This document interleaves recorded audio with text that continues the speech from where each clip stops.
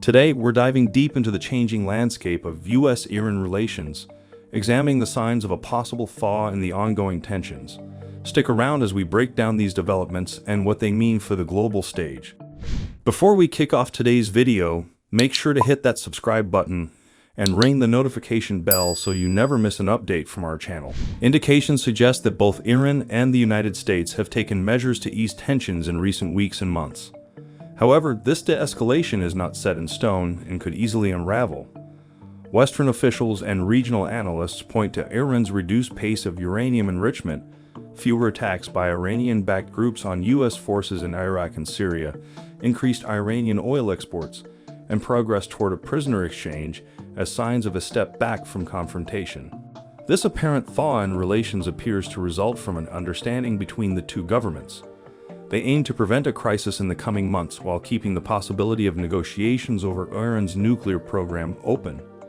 This arrangement serves different purposes for each side.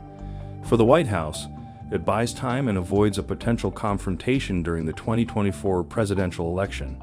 For Tehran, it provides relief from extensive sanctions and allows a focus on domestic issues. It's essential to note that U.S. officials have consistently denied the existence of a formal agreement between the two governments. Any such formal agreement would trigger U.S. laws requiring congressional approval for any new accord with Iran.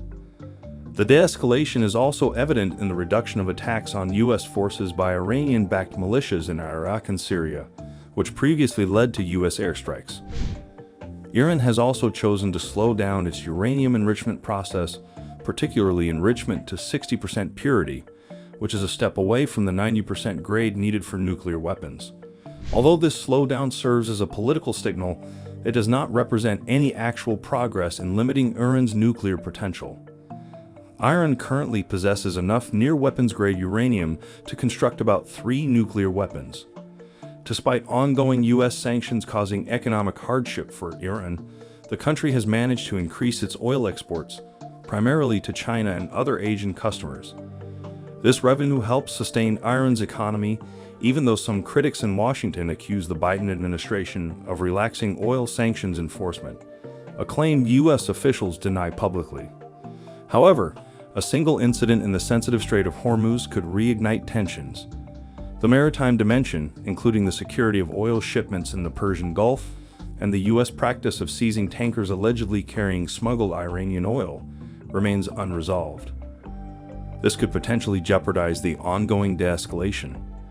Court documents revealed recent U.S. confiscations of Iranian oil shipments, leading to retaliatory actions by Iran, such as the seizure of oil tankers. Such incidents could disrupt the fragile status quo. There have been no reported confrontations in the Strait of Hormuz since July, but this crucial global trade and oil shipping route remains a potential flashpoint. U.S. officials are hopeful about finalizing a prisoner exchange deal with Iran, securing the release of American citizens and potentially paving the way for further diplomacy. This exchange would also grant Iran access to frozen oil revenues. Nuclear talks between Iran and world powers might resume soon, possibly this month or in October, offering a glimmer of hope for a renewed nuclear deal. Efforts to revive the 2015 nuclear deal, known as the Joint Comprehensive Plan of Action, fell apart last year. It had eased sanctions on Iran in exchange for strict limits on its nuclear program. The recent slowdown in Iran's enrichment activities is viewed positively, but the Biden administration should prioritize enhanced monitoring and inspections by the UN Atomic Energy Agency to ensure transparency regarding Iran's nuclear activities. Iran has yet to provide the International Atomic Energy Agency access to certain nuclear sites' video camera recordings and has not permitted UN inspectors to visit specific program sites, including a new centrifuge manufacturing facility. Iran asserts its nuclear project is solely for peaceful civilian purposes and not aimed at developing nuclear weapons. It's worth noting that Iran's UN mission did not respond immediately to requests for comments on these matters.